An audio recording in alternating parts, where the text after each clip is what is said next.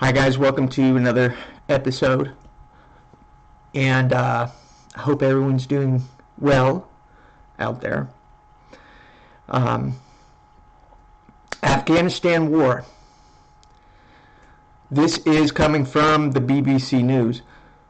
The Taliban deal would see 5,400 troops withdraw. So, I've been following the war in Afghanistan for several years, and I've been trying to determine what's really happening out there on the front lines, and it's very interesting to find out some of the truths about this war. This is a long war. This is a deadly war. This war is a religious war, and it's really a tough thing to understand. It's a complex war. But let's go ahead and read what is happening. So the BBC News has just published an article titled "The Afghanistan War. U.S. Taliban deal would see 5,400 troops withdraw." Zalmay Khalilzad revealed details of the long-awaited deal for the first time in a TV interview after being Afghan leaders on the agreement. But he said final approval still rested with U.S. Donald Trump. A huge blast rocked Kabul as the interview aired. Now this makes me sick. This makes me sick. These terrorists that blow up innocent people and use that as a way to get what they want. These people are pathetic. And that's why we're there. That's part of the reason why we're there, is because these people were evil. They were blowing people up they didn't agree with politically. They were blowing people up they didn't agree with religiously.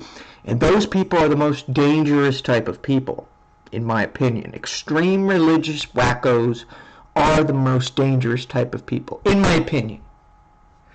So let's continue on. The Taliban said it was behind the attack, which used a bomb strapped to a tractor-trailer to kill at least 16 people and injure at least another 119.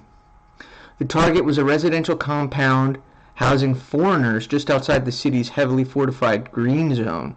However, it was Afghan civilians who paid the highest price. By morning, about 400 foreigners had been escorted out of the area as anger bubbled over onto the streets. Locals set fires to Tyrees and blocked a main road, demanding foreigners to leave the area for good. So they don't like foreigners. They're racist. They don't like people coming into their country, and so they're going to kill anybody and everybody.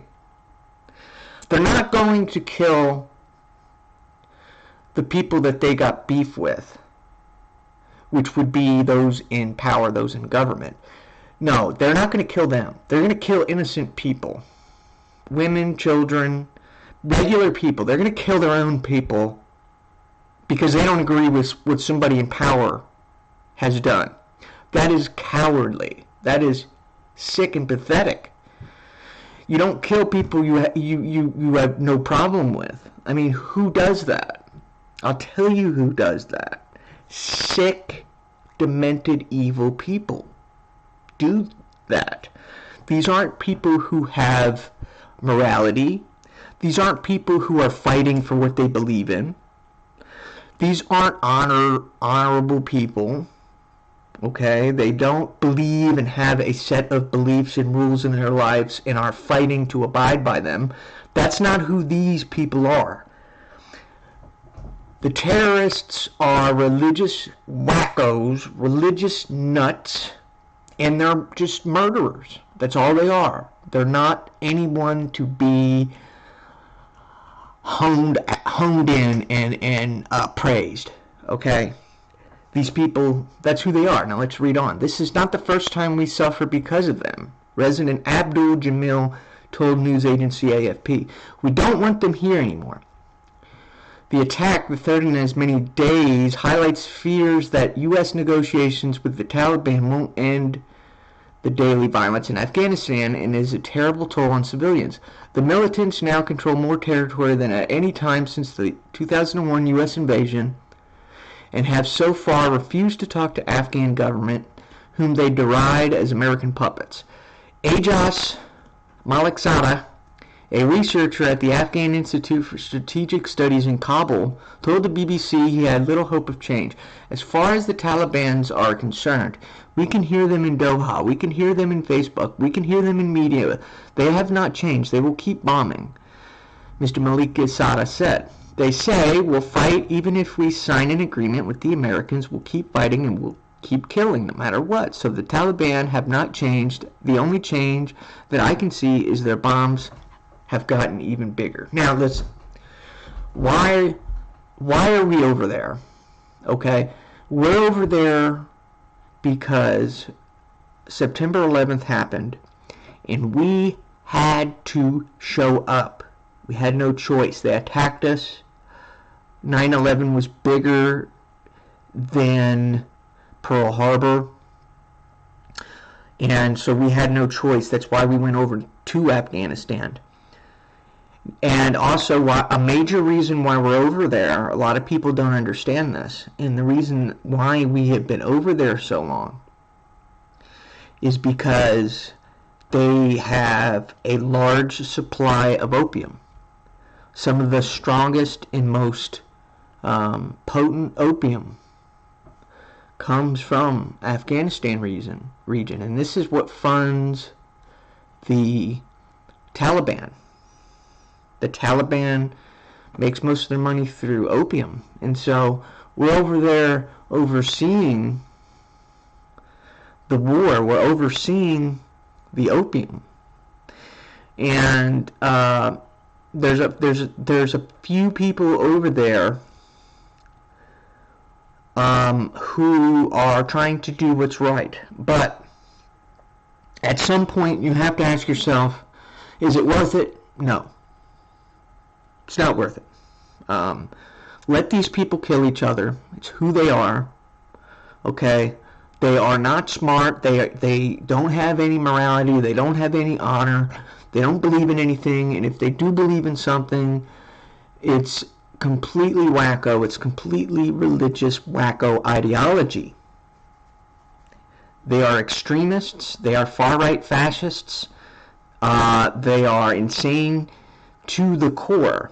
They have no empathy for anybody.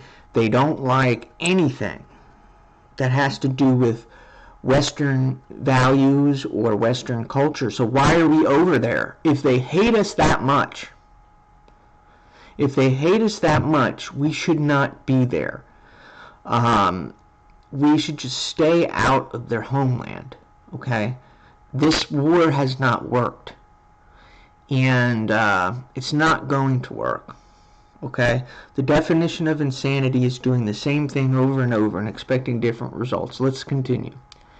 The deal outlined by Mr. Khalilzad in an interview with Tolo News is the product of 9 rounds of peace talks that have been held in the Gulf state of Qatar.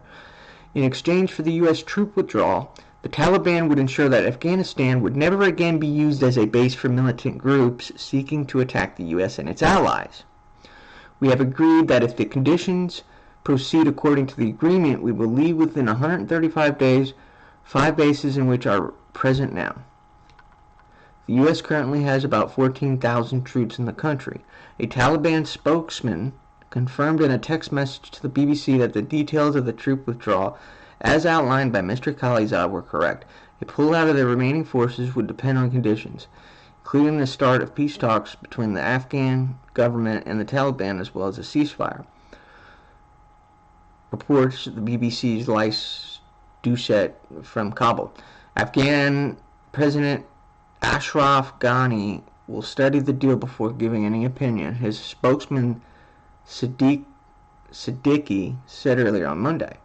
He said that government still needed to prove the Taliban were committed to peace. Many in Afghanistan fear that a U.S. Taliban deal could see hard-won rights and freedoms eroded. The militants enforced strict religious laws and treated women brutally under the rule from 1996 to 2001. Yes, of course. These are religious whack jobs. Okay? These people are Muslim. They are Islamic to the core. And anything, one tiny deviation away from any of their ideology will result in violence. They will kill, and they will kill to the ends of the earth. And that is the definition of a murderer. Okay? That's all these people are. They are militant. They are strict. They are fascists. What's the beginning and what's the background of the Afghan war? It began when the U.S. launched airstrikes 1 month after September 11th attacks, and after the Taliban had refused to hand over the man behind them, Osama bin Laden. The U.S. was joined by an international coalition, and the Taliban were quickly removed from power. However, they turned into an insurgent force and continued deadly attacks, destabilizing subsequent Afghan governments. Look, these people are wacko, and you can't negotiate with terrorists. You just can't. If anybody disagrees, there's no debating. There's no going back and forth. There's no conversation here. It's you are the enemy. If you disagree with anything, you are the enemy. And of course, that is not the foundation of Western culture. These people are not Western. They are not Western at all. They don't want to be Western. They hate Western. Okay? That's what we need to understand. We should have gotten the hell out of there a long time ago. Let them do what they want. It's not our people. We are not there to conquer. We are not there to take over the production of opium, which is a central driver in their economy, and our pharmaceutical companies need that opium. So in a weird way, our government is fighting them, but our civilians are profiting at the same time. There's a few people over there who have a vested interest, and the opium is a precursor to many pharmaceuticals that America uses, that a lot of not just America but other advanced populations use. It's a very popular pharmaceutical precursor. So we need that opium for our sick. And so in a weird way, we have to shake the hands of the devil. And they are the devil. They're absolutely brutal people. They kill their own people. I mean, what kind of people goes and blows up their own? What type of person does that? Psychopath. They are psychotic. There's no depth. There's no complexity to their character. They're just killers. That's all they are. Let's continue. The Taliban have, however, continued to gain momentum in the last year. The BBC found they were active across 70% of Afghanistan. Well, of course they are, because the Taliban is just another word for the population, the citizens, the civilians. The Taliban are the majority of civilians there in Afghanistan. They don't want Western culture. They hate that. They see us on TV because Western culture is always on TV, always being displayed on TV, and they see that and they just hate us. Now, and especially now that media has become extremely pro-gay, pro-trans, pro-LGBTQ, That really has angered the Taliban, and that's made them hate us even more. Okay, so we shouldn't, in my opinion, be fighting a population. That's what the Taliban is. It's just the people. It's kind of like the mafia, you know, the mafia in the 1960s and 70s, you know, who controlled New York. You know, that's kind of the equivalent to who the Taliban is. The Taliban are like an underground group of criminals who essentially run the opium market in Afghanistan. And that's what you have. So let's continue. Nearly 3,500 members of the international coalition forces have died in Afghanistan since the 2001 invasion. More than 2,300 of them American. Do you guys remember Bo Bergdahl? And what happened to Bo Bergdahl? He went over to Afghanistan and he became radicalized. He ran off. He deserted his post and he became radicalized. The people of Afghanistan radicalized him and told him, look, American culture is evil. They are pro-gay. They are pro-trans. They are perverted sexually. They display images of perversion. And they basically radicalized Bo Bergdahl. You know, they're very good at that because they are Muslim, they are Islamic, and they are hard right religious zealots. So, and I'm not sure what happened to Bo. I haven't heard anything about him. Anyway, the Watson Institute at Brown University says 58,000 security personnel and 42,000 opposition combatants have been killed over there. So what are they fighting for? That's a good question. What are they fighting for? What is going on here? You know, they're killing their own people. Who does that? Who has a beef with somebody and goes and kills random people because of it? Who? That just doesn't make sense. And that essentially is what happened. The Taliban blew up a tractor. They strapped a bomb to a tractor trailer and killed at least 16 people and injured at least 119. This was just recently. Because they had a problem with foreigners. Target was a residential compound housing foreigners. I mean, can you imagine that? Can you imagine blowing up random people because you didn't want foreigners in your country? You think that some of the alt-right in America are evil. Man, you haven't met anybody from this place. I just don't understand that. I mean, if you have a beef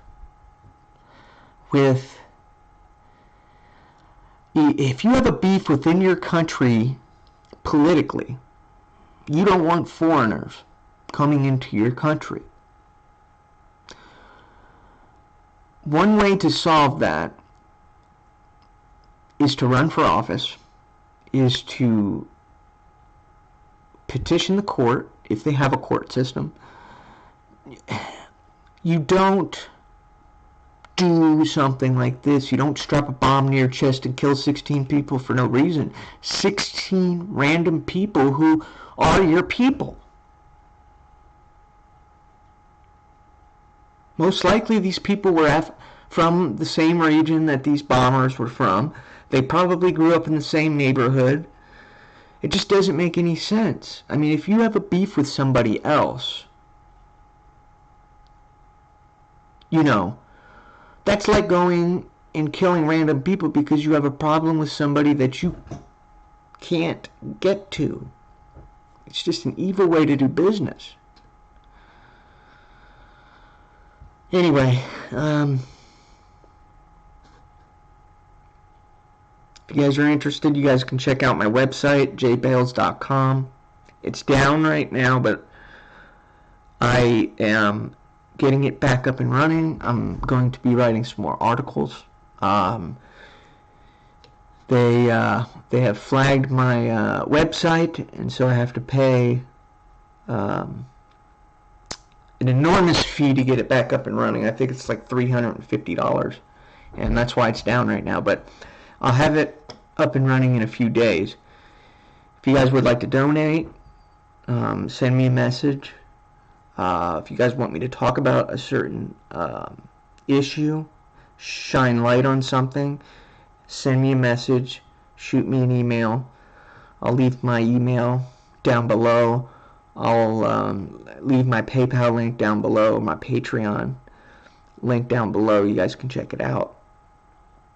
What do you guys think? Do you guys think we should be in Afghanistan? Do you think we shouldn't? I'm curious to know your opinion. Alright, guys. Thank you.